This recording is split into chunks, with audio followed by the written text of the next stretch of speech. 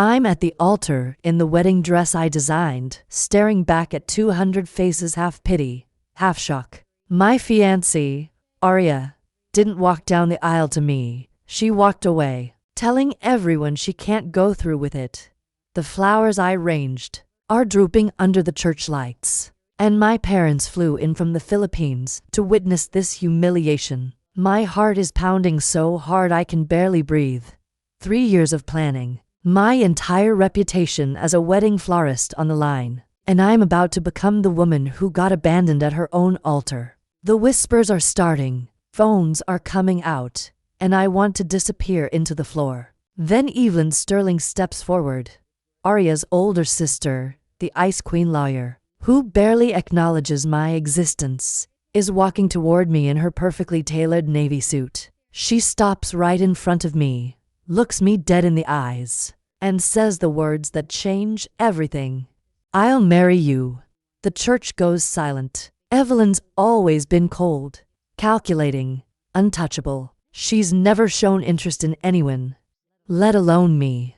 But here she is, offering marriage like a business proposal. While I'm still wearing white lace and holding dying roses, she claims it's mutually beneficial, purely practical, nothing personal. I should say no. I should run. But with everyone watching and my world crumbling, I hear myself saying yes to a woman I barely know. Before we start this story, buckle up, get ready, and subscribe for a special surprise tomorrow. I've been arranging flowers for other people's weddings for 7 years. But I never thought my own hands would be shaking this badly while adjusting white roses. The irony isn't lost on me as I stand in the church's side room, watching my wedding ceremony preparations through the stained glass window. Today, I'm supposed to be the bride, not the florist. My reflection stares back at me from the antique mirror propped against the wall. The wedding dress I designed myself fits perfectly. The lace bodice hugging my curves while the flowing skirt pulls elegantly around my feet. My dark hair is swept up in a loose, shiny, small white flowers tucked behind my ear. I look like every bride's dream, but my hazel eyes betray the nervousness churning in my stomach. My Arias, you look absolutely stunning. My mother appears behind me, adjusting the veil with practiced hands. Les de la Cruz flew all the way from Manila with my father just to see this day. The guilt of their expensive trip weighs heavily on my chest, adding to the pressure I already feel. "Thanks, Mama." I force a smile, touching the delicate pearl necklace she gave me this morning. "Are you sure everything looks right? The flowers, the arrangements, and stop worrying about work. Today is about you and Arya." She squeezes my shoulders gently. "Your father is already crying and the ceremony hasn't even started." Through the window, I can see the guests filling the wooden pews. 200 people, mostly Arya's family and our mutual friends from the wedding industry. My side is smaller, but no less important. My college roommate Leah Winters waves at me from the third row, and I spot my business partner, Diego Alvarez, adjusting the altar arrangements. One final time. The flowers are perfect. White roses, baby's breath, and eucalyptus create cascading displays that transform the small church into something magical. Every detail has been planned meticulously, from the color-coordinated ribbons to the petals scattered down the aisle. This wedding was supposed to showcase Bloom and Vow's capabilities. My little floral studio's chance to prove we could handle high-profile events. 5 minutes. Maya Reyes, the wedding coordinator, a stern woman named Valerie Chen, pokes her head into the room. "Your bride is ready when you are." My bride, Arya Sterling, the woman I've been planning to marry for 8 months. We met at another wedding, where I was doing the florals, and she was the photographer. She was confident, charming, and pursued me with the kind of intensity that swept me off my feet. Within 6 months, she was living in my apartment above the flower shop, and I was rearranging my entire business schedule around her photography gigs. I take a deep breath and gather my bouquet. The white roses are flawless, their petals soft, and unblemished. I chose them specifically because they symbolize new beginnings, pure love, and eternal commitment. Everything I believed Arya and I would have together. The church doors open, and the music begins. Canon and D fills the sacred space as I start my walk down the aisle. Every face turns toward me, smiles beaming with joy and anticipation. My father waits at the end of the aisle, tears already streaming down his weathered face. He's wearing his best suit, the one he bought specifically for this occasion, and his pride radiates across the entire church. But something feels wrong. Arya should be walking toward me from the other end of the aisle, but I don't see her anywhere. My steps slow as I scan the church, looking for her familiar figure. The photographer we hired is positioned perfectly, camera ready, but there's no sign of my bride. The music continues, but murmurs start rippling through the congregation. People are turning in their seats, looking around with confused expressions. My heart begins to race as I reach my father, who takes my arm with a concerned look. "Where is she?" he whispers, his accent thick with worry. Before I can answer, the church's side door opens. Arya appears, wearing the simple white dress we picked out together. She looks beautiful, her blonde hair falling in perfect waves over her shoulders. But something is terribly wrong. Her face is pale, almost gray, and her hands are trembling. She walks down the aisle, but instead of the joyful stride of a bride, her steps are hesitant, almost reluctant. The congregation falls silent as she approaches. Sensing the tension that suddenly filled the air, I want to reach out to her to ask what's wrong, but my feet feel frozen to the floor. Arya stops halfway down the aisle, just stops. The music continues playing, but she's standing there like a statue, staring at me with an expression I can't read. Panic starts rising in my chest as the seconds stretch into an eternity. Then she reaches up and removes her veil. "I can't do this," she says, her voice carrying clearly through the silent church.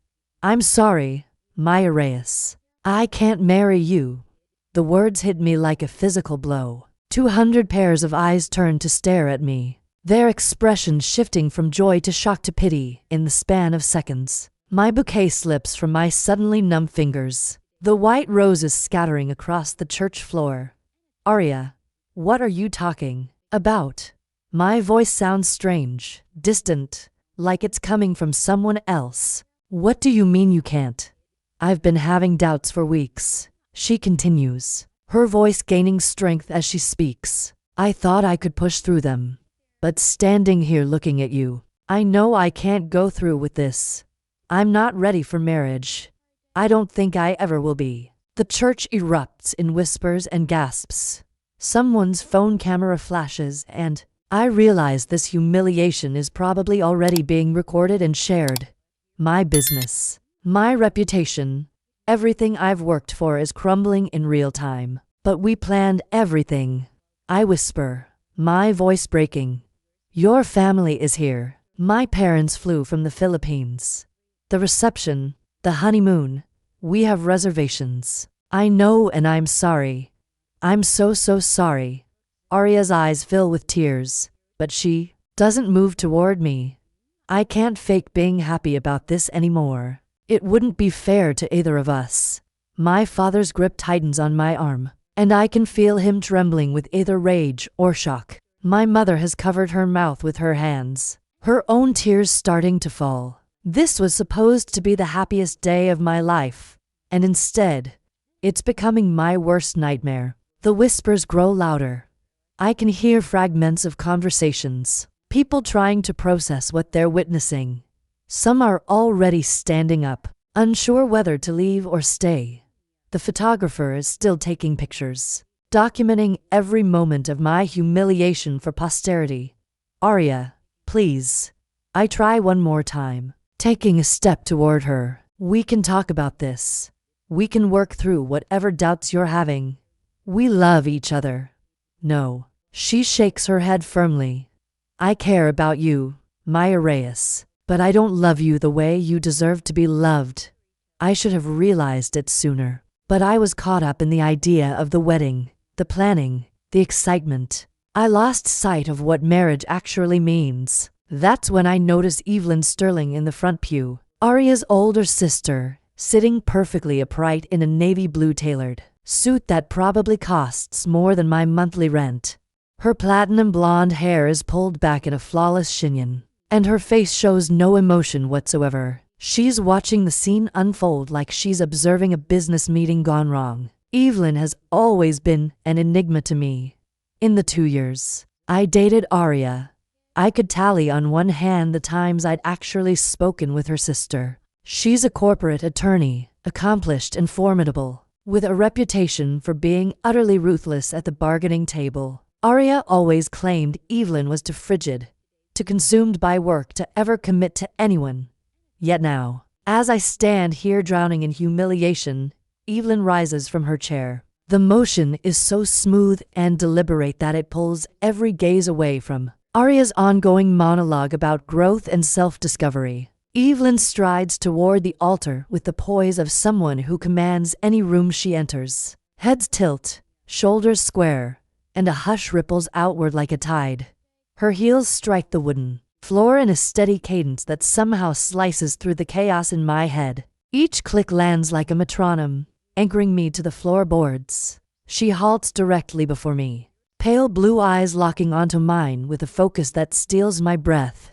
It is not romance I see there, but certainty and command. "I'll marry her," Evelyn declares, voice carrying cleanly to every corner of the church. The impact is instant and complete. Like a gavel drop, all conversation ceases. Every whisper evaporates.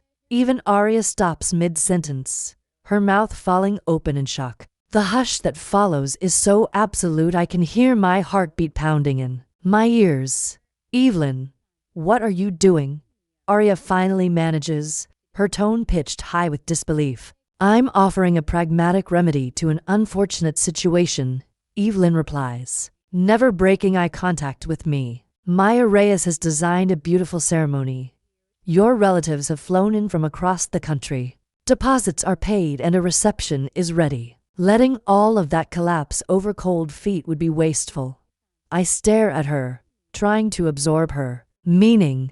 Evelyn Sterling, Ice Queen of Chicago's legal world, is proposing to me at my own wedding. It's so surreal that, for a second, I wonder if this is a stress-induced hallucination. "You can't be serious," Aria says. Evelyn finally turns and looks at her sister. "I'm always serious. Aria, you've made your stance plain. You don't want to marry Maya Reyes. I'm offering an option that serves everyone involved." Evelyn slides a hand into her suit jacket and draws out her phone. With swift, practiced movements that betray her legal training, she opens a notes app and starts typing. In moments, she's outlined a bare-bones contract. The arrangement would be mutually advantageous. She adds, showing me the screen. "You keep your dignity, avoid the spectacle of a cancelled wedding, and preserve the substantial deposits you've no doubt made for today. I gain a spouse for professional optics, useful for my upcoming partnership review at the firm.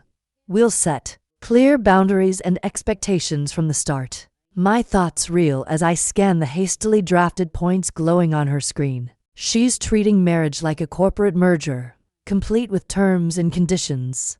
It's cold, clinical, and completely outrageous. It's also the only lifeline I've been thrown during what feels like the worst hour of my life. "Evelyn, this is absurd," Aria interjects, but her sister cuts her off with a single sharp look. "What's absurd is leaving someone at the altar after they've poured months into planning and thousands of dollars into honoring your relationship," Evelyn answers coolly. "What's absurd is shaming someone before their family and friends because you couldn't be bothered to examine your feelings before accepting a proposal."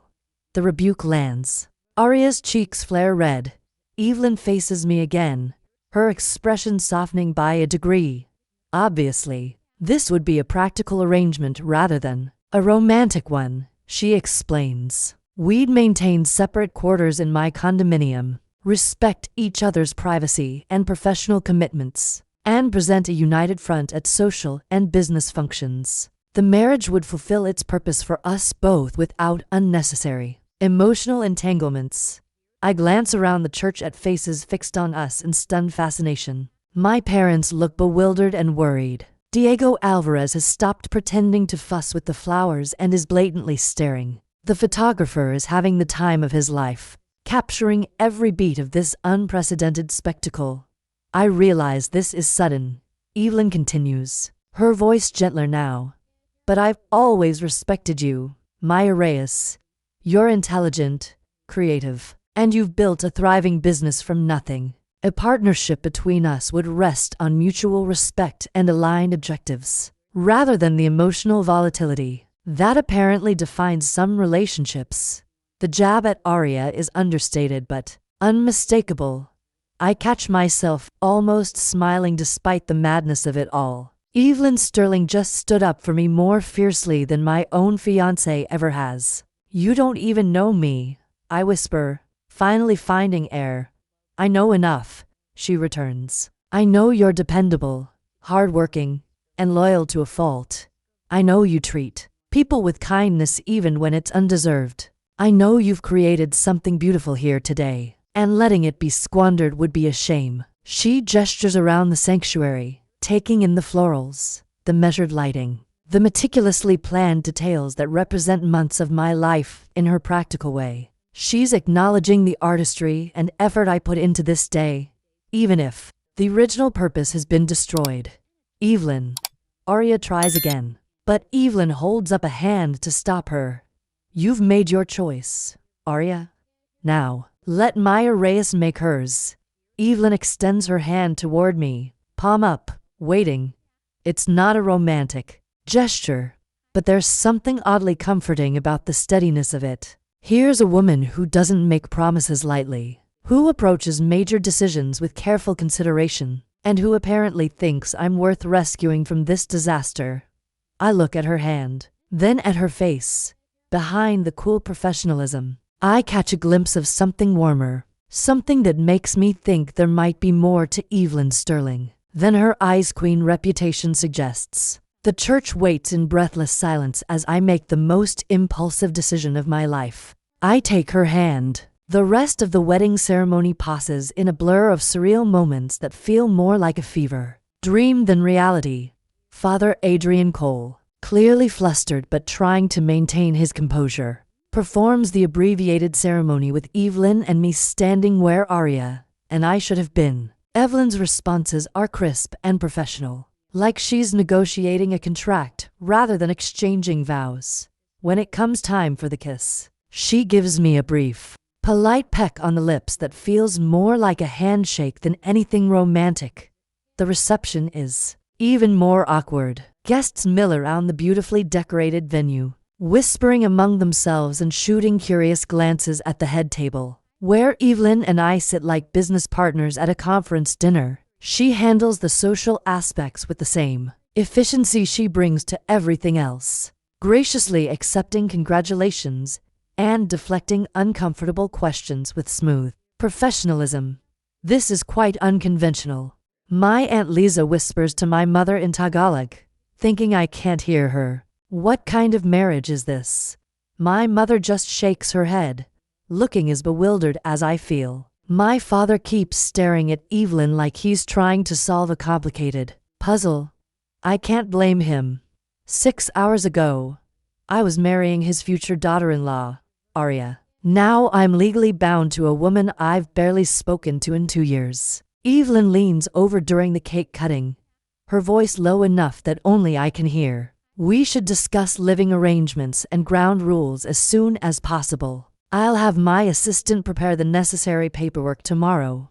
Even at our own wedding reception, she's thinking about logistics and contracts. Part of me finds it oddly reassuring.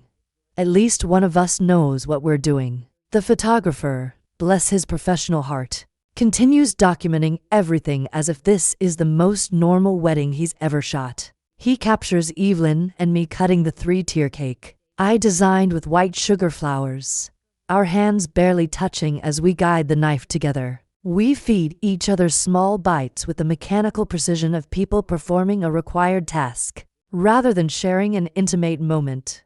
Smile, Evelyn murmurs as the camera flashes. We need to sell this.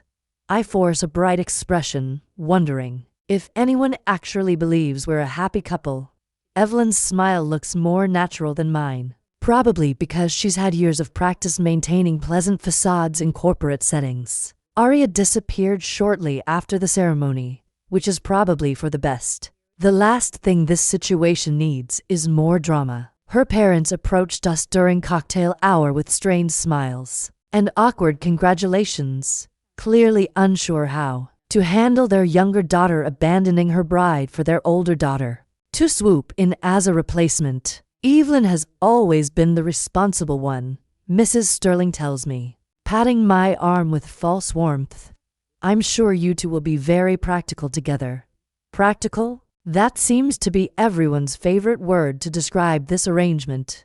By the time the reception winds down, I'm emotionally exhausted. Evelyn drives us to her downtown condominium in her sleek black sedan, the city lights blurring past the windows as we sit in comfortable silence. She's changed out of her navy suit into dark slacks and a cream-colored blouse, looking effortlessly elegant even after the longest day of both our lives. Here we are, she says as we pull into the underground garage of a gleaming high-rise building. Home sweet home. Her condo is exactly what I expected from Evelyn Sterling. The space is immaculate and modern, all clean lines and neutral colors. Floor-to-ceiling windows offer a stunning view of the Chicago skyline, but the rooms feel cold and impersonal, like a high-end hotel suite rather than someone's actual home. The guest bedroom is down the hall, Evelyn says, setting down my overnight bag near the entrance.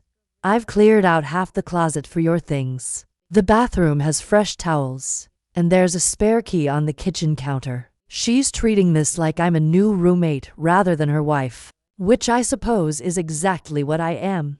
Evelyn, I begin, but she's already walking toward what I assume is her own bedroom. We can discuss the details tomorrow, she calls over her shoulder. I have an early meeting, so I'll be gone before you wake up. Make yourself comfortable. And then she's gone, leaving me standing alone in her pristine living room, wearing my wedding dress and holding a bouquet of increasingly wilted white roses. I spend the next hour exploring my new temporary home.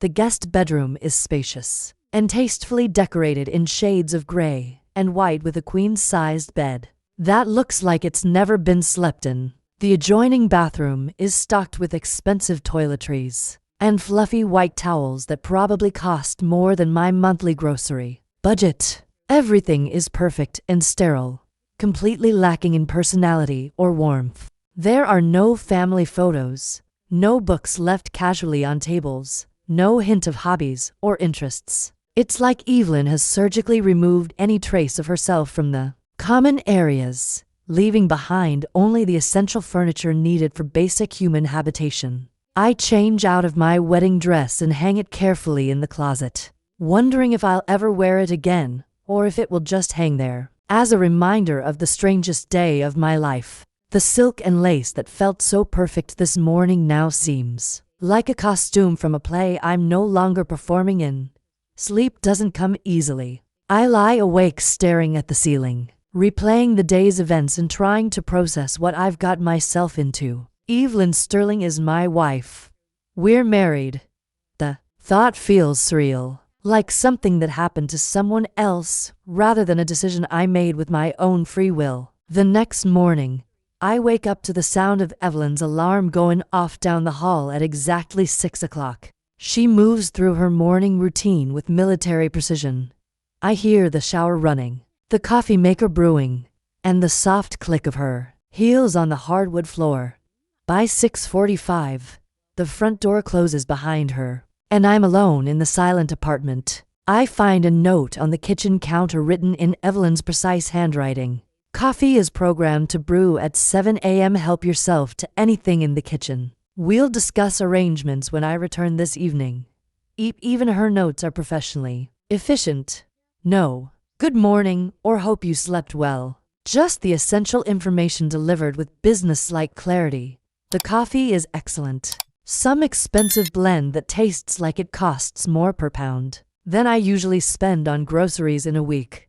I sit at Evelyn's spotless granite breakfast bar, sipping from a pristine white mug and watching the city wake up through the massive windows. My phone buzzes with messages from friends and family, all wanting to know what happened yesterday and if I'm okay. Leah Winters sent me 6 texts and 2 voicemails expressing her shock and concern. Diego Alvarez wants to know if I need him to handle the shop today. My mother called twice, probably wanting to have a long conversation about my life choices. In rapid fire to Galig, I ignore them all for now. I need to figure out how to explain this situation to myself before I can attempt to explain it to anyone else. By afternoon, cabin fever drives me back to my apartment above Bloom and Vow. The familiar space feels cramped and cluttered after spending the night in Evelyn's minimalist palace. But it's undeniably mine. Every surface holds evidence of my life and personality. Sketches of floral arrangements scattered across my drafting table, dried flowers hanging from the ceiling beams, stacks of wedding magazines and gardening books creating precarious towers. On my coffee table, Diego Alvarez greets me with a huge hug and about 1,000,000 questions, all of which I deflect by throwing myself into work. We have 3 weddings this weekend, and the flowers won't arrange themselves just because my personal life has taken a sharp left turn into crazy town. So, you're really married to the Ice Queen, Diego Alvarez says as we work side by side creating centerpieces for a Saturday ceremony. How does it feel to be Mrs. Sterling? I'm keeping my name. I reply automatically, then realize I haven't actually discussed that with Evelyn. Add it to the growing list of things we need to figure out. Of course, you are. But seriously, Maya Reyes, what's the plan here? You can't actually be considering staying married to someone you barely know. The honest answer is that I have no idea what the plan is. Evelyn presented this arrangement as a mutually beneficial business deal. But what does that actually mean? In practice, how long are we supposed to stay married? What happens when one of us wants to date someone else? What if Evelyn meets someone she actually wants to marry for real? It's temporary, I tell Diego Alvarez, though Evelyn never actually specified a timeline. Just until things settle down. He gives me a look that says he's not buying it, but he doesn't push the subject. Diego Alvarez has been my business partner and closest friend since I opened Bloom and Vow 3 years ago. He knows me well enough to recognize when I'm avoiding a difficult conversation. Evelyn returns to the condo at exactly 9 o'clock that evening, carrying a leather briefcase and looking like she's had a long day of high-stakes negotiations. She's changed into a different suit. This one charcoal gray with a white silk blouse, and her hair is still perfectly styled despite whatever corporate battle she's fought today. Good evening, she says formally, setting her briefcase by the door. How was your day? Fine, I reply equally formal. I went to the shop for a few hours. Hope that's okay. Of course. This arrangement shouldn't interfere with your business operations. She steps into the kitchen and pours herself a glass of chilled white wine from a fancy-looking bottle in the fridge. After a brief pause, she fills a second glass and offers it to me. I take offered glass, hands shaky, and sit across. We should talk through the parameters of our arrangement, Evelyn says, settling onto the spotless white sofa. I've prepared a basic outline of expectations and limits. Naturally, she has. Evelyn treats marriage the same way she likely treats every other part of her life, with meticulous planning and clearly articulated terms and conditions. She draws a manila folder from her briefcase and hands me several typed pages. The packet is titled Cohabitation Agreement Terms and Expectations, and it covers everything from household expenses to social obligations to privacy boundaries. As you can see, I've listed the main areas where we'll need coordination, Evelyn explains while I skim the pages. financial responsibilities, public appearances, personal space, and the duration of the arrangement. The money section is especially granular. Evelyn will cover all home costs, including utilities, groceries, and maintenance for the condo. In return, I'll be available for social functions where a spouse's presence is expected or helpful, particularly firm events and family gatherings. This feels lopsided, I say. You're paying for everything, and I'm just showing up to play dress up when needed. You're providing a meaningful service. Evelyn replies evenly. Having a spouse elevates my professional credibility and social standing. The partnership committee at my firm prizes stability and traditional family optics. Your presence at events will be worth far more than the price of groceries and utilities. It's strange being discussed like a business asset, but I value Evelyn's direct approach. At least she's candid about what she gains from this arrangement. What about dating? I ask, pointing at a section mentioning outside relationships. Discretion would be ideal. Evelyn says carefully, neither of us should do anything that would damage the other's reputation or invite doubts about the legitimacy of our marriage. Beyond that, your personal life remains your own.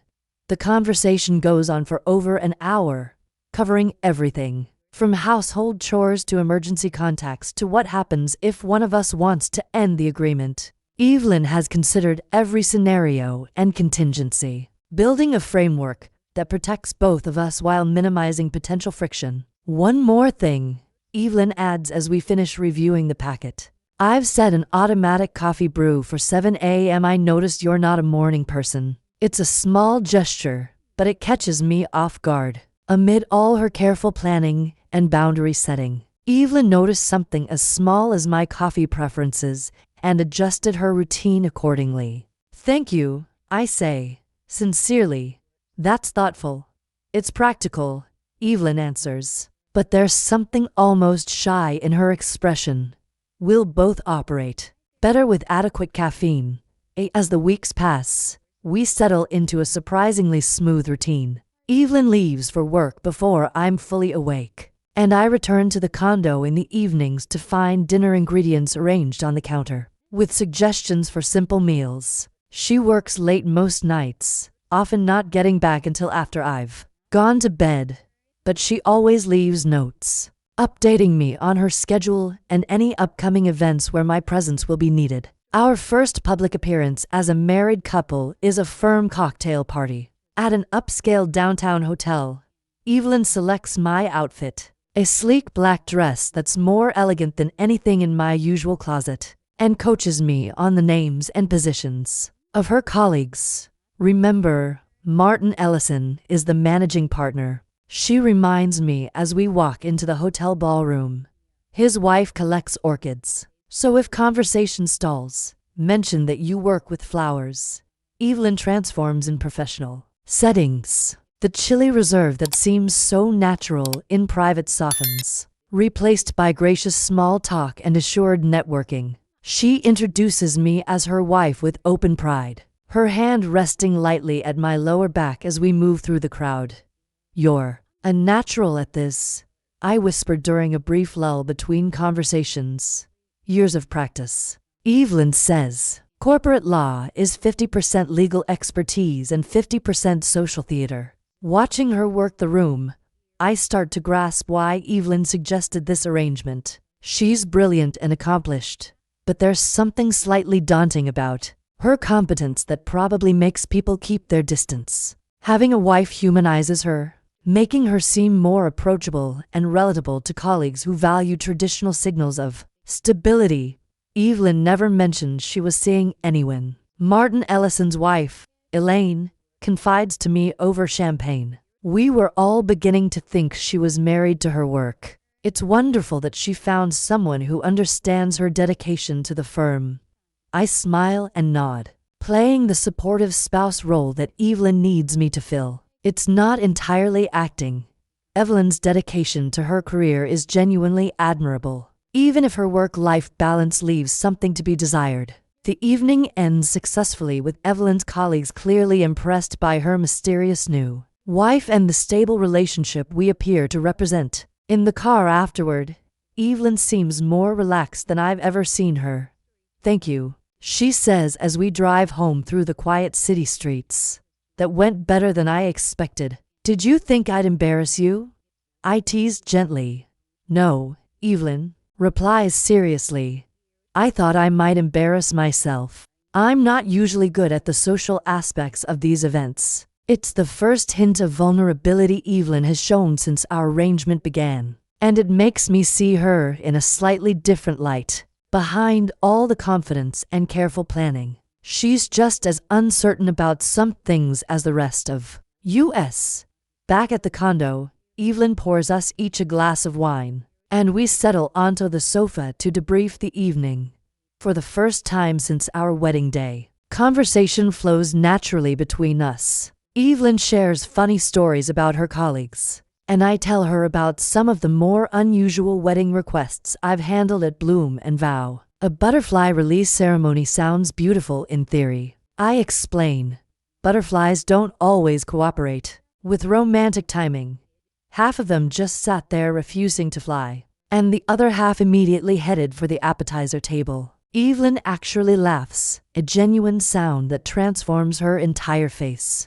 Without the serious expression she usually wears, she looks younger and infinitely more approachable. I can see how that would be problematic, she says, still smiling.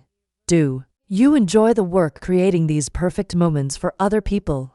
I love it. I admit there's something magical about taking someone's vision and bringing it to life with flowers and design, even when butterflies don't cooperate.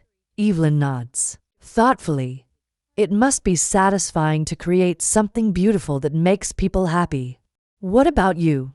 I ask. Do you enjoy corporate law, or is it just something you're good at? Evelyn considers the question for a long moment, swirling the wine in her glass. I enjoy the intellectual challenge and the problem-solving aspects. There. Satisfaction in negotiating a complex deal or finding creative solutions to seemingly impossible situations like proposing to your sister's abandoned bride. I suggest exactly like that. Evelyn agrees, and there's something almost mischievous in her smile. It's after midnight when we finally say goodnight and retreat to our separate bedrooms. As I lie in bed replaying the evening, I realize something has shifted between Evelyn and me. The carefully professional distance we've maintained is beginning to soften into something that feels more like genuine friendship. Maybe this arrangement isn't as purely practical as Evelyn initially presented it. Maybe there's room for something warmer to develop between us, even within the boundaries we've established. The thought should probably worry me more than it does. 3 months into our arrangement, I'm finally starting to feel at home in Evelyn's pristine condo. I've gradually introduced small touches of warmth to the sterile space. A potted orchid on the kitchen windowsill, a colorful throw pillow on the white sofa, and a small collection of my favorite books on the glass coffee table. Evelyn hasn't objected to any of these additions, though she hasn't commented on them either. Our routines have become more synchronized. Evelyn still leaves for work at the crack of dawn, but she started leaving little notes beyond just scheduling updates. Sometimes she mentions articles she thinks I might find interesting, or asks if I need anything from the grocery store. Yesterday's note included a recommendation for a new Thai restaurant that delivers, written in her precise handwriting with a small smiley face that looked oddly out of place next to her usual business-like communication. The social appearances have become more frequent and much more comfortable. Evelyn's colleagues now greet me by name at firm events, and I've developed genuine friendships with several of the other spouses. Last week, Martin Ellison's wife, Elaine, invited me to join their monthly book club, which Evelyn encouraged me to accept. It's good for the firm relationships, she said when I mentioned the invitation. Plus, you love reading. It seems like a natural fit. She was right on both counts. The book club women are intelligent and engaging, and our discussions about literature provide a refreshing break from wedding planning and floral arrangements. More importantly, They treat me like Evelyn's actual wife rather than some mysterious woman who appeared out of nowhere, which makes maintaining our cover story much easier. What I haven't told Evelyn is that I've started looking forward to our evening conversations more than anything else in my day. After that first night when she opened up about her work and laughed at my butterfly story, we've fallen into a pattern of sharing wine and talking about our respective days. Evelyn is surprisingly funny when she relaxes with a dry wit that catches me off guard and makes me see her in an entirely new light. Tonight feels different from the moment Evelyn walks through the door. Instead of her usual composed greeting, she seems agitated, setting down her briefcase with more force than necessary, and running her fingers through her perfectly styled hair. Rough day? I ask, looking up from the kitchen island where I'm sketching designs for a weekend wedding. You could say that, Evelyn replies, loosening her tie as she walks to the wine refrigerator. I discovered something today that I need to discuss with you. The serious tone in her voice makes my stomach clench. Have I done something wrong? Has someone questioned the legitimacy of our marriage? Maybe Evelyn has decided this arrangement isn't working and wants to end it. She pours two glasses of wine and hands me one. But instead of sitting on the sofa like usual, she remains standing, pacing slightly as if she's preparing for a difficult negotiation. I need to tell you something about your business, Evelyn begins, and my confusion deepens. About the loan you received 6 months ago to expand Bloom and Vow. My blood runs cold. The anonymous investor who provided the capital for my shop expansion was supposed to remain exactly that, anonymous. The loan terms were incredibly favorable, almost too good to be true, and allowed me to purchase new equipment, hire Diego Alvarez as a full partner, and take on larger events. It was the boost my business needed to move from struggling startup to profitable enterprise. What about it? I ask carefully, though I'm already dreading the answer. The investment came from Sterling Holdings, Evelyn says, her voice flat and professional. It was my money, my Arias. I was your anonymous investor. The wine glass slips from my suddenly numb fingers, shattering against the kitchen floor in a spray of white wine and crystal. Evelyn immediately moves to clean up the mess, but I grab her wrist to stop her. What do you mean it was your money? My voice sounds strange, higher than normal. That loan saved my business. Without it, I would have had to close Bloom and Vow, or sell it to a larger company. Evelyn gently pulls free from my grip and continues cleaning up the broken glass, avoiding my eyes. I know. That's why I provided the funding. Your business plan was solid. Your work was exceptional and you deserve the opportunity to succeed. But why? I press, my mind racing through the implications. You barely knew me 6 months ago. We'd maybe had 3 conversations total. Why would you invest in my business? Evelyn finishes cleaning the floor and straightens slowly, finally meeting my gaze. For the first time since I've known her, she looks uncertain, almost vulnerable. Because I believed in you, she says simply. I'd been watching your work for over a year, seeing how you transformed ordinary spaces into something magical. You had vision and talent, but you were being held back by financial constraints and Aria's demands on your time. The mention of Aria sends a jolt through me.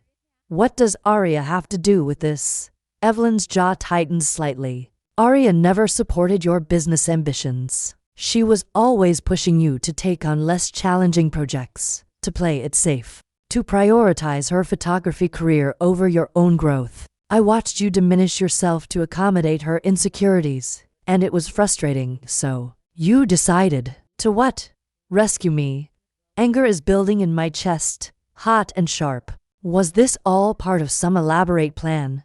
The investment, the marriage proposal, all of it? No. Evelyn's voice becomes sharper, more defensive. The investment was a business decision, based on merit. Your expansion plans were sound. Your profit projections were realistic. And I knew you'd succeed with adequate capital. The marriage proposal was an impulse decision based on circumstances. An impulse decision? I repeat, my voice dripping with disbelief. You're trying to tell me that Evelyn Sterling, the woman who plans everything down to the smallest detail, made an impulse decision to propose marriage in front of 200 people. Evelyn's composure cracks slightly, and I see a flash of something raw in her expression before she rebuilds her walls. I couldn't stand watching you be humiliated by my sister. You deserved better than that. You deserved better than her. The words hang in the air between us, loaded with implications that neither of us is ready to address directly. Evelyn's breathing is slightly uneven, and there's a flush creeping up her neck that has nothing to do with the wine. How long? I ask quietly. How long have you been watching me? Evelyn closes her eyes briefly, as if she's fighting an internal battle about how much truth to reveal. When she opens them again, her carefully constructed professional mask has completely fallen away. 3 years, she admits, since the Hartley wedding where you did the florals and Aria was the photographer. I was there as a guest, and I spent the entire reception watching you coordinate last-minute changes and handle a dozen small crises with such grace and creativity. You made that couple's day perfect, and they never even knew how much work you put in behind the scenes. My legs suddenly feel unsteady, and I sink onto one of the kitchen bar stools. 3 years Evelyn has been observing me, admiring my work, caring about my success for 3 entire years while I was completely oblivious to her existence. I don't understand, I whisper. If you felt this way for 3 years, why didn't you ever say anything? Why did you watch me struggle with Aria instead of stepping in sooner? Evelyn's laugh is bitter and self-deprecating. Because you were happy with her. Or at least I thought you were. Because Aria saw you first. And I respect boundaries even when I disagree with choices, because I'm not the kind of person who disrupts other people's relationships based on my own feelings. Your own feelings? I repeat slowly. What exactly are your feelings? Evelyn. The question seems to break something open in Evelyn's carefully controlled exterior. She moves closer, her pale blue eyes intense and vulnerable in a way I've never seen before. I've been in love with you for 3 years, she says, her voice barely above a whisper. I've watched you create beauty and joy for dozens of couples while your own relationships slowly drain the light from your eyes. I've wanted to tell you how brilliant and talented and deserving of love you are, but I couldn't because you belong to someone else. The confession hits me like a physical blow. Evelyn Sterling, the ice queen of Chicago corporate law, has been harboring romantic feelings for me since long before my relationship with Aria ended. The investment, the careful attention to my needs, the marriage proposal that seemed to come out of nowhere, all of it makes perfect sense now. Evelyn, I begin, but she cuts me off by stepping even closer. I know this complicates everything, she continues, her voice gaining strength. I know our arrangement was supposed to be purely practical, and I've tried to honor that. But sitting here every night talking with you, watching you make my sterile apartment feel like a home, I can't pretend anymore that this is just business. Before I can process what's happening, Evelyn's hands are cupping my face and her lips are on mine. The kiss is nothing like the polite peck we shared at our wedding ceremony. This is desperate and hungry and full of 3 years of suppressed longing. Her lips are soft and warm, and she tastes like wine and possibility. I should pull away. I should remind her about boundaries and our carefully negotiated arrangement. Instead, I find myself kissing her back with equal intensity, my hands fisting in the silk of her blouse as I pull her closer. Evelyn kisses like she does everything else with complete focus and devastating competence. Her tongue traces the seam of my lips until I open for her, and then she's exploring my mouth with a thoroughness that makes my knees weak. One of her hands tangles in my hair, while the other slides down to rest on my lower back, holding me against her like she's afraid I might disappear. When we finally break apart, we're both breathing hard. Evelyn's perfectly styled hair is mussed from my fingers, and her lips are swollen from our kissing. She looks more human than I've ever seen her, more vulnerable and real. I shouldn't have done that, she says, but she doesn't step away from me. For part 2, subscribe to our channel and ring the bell.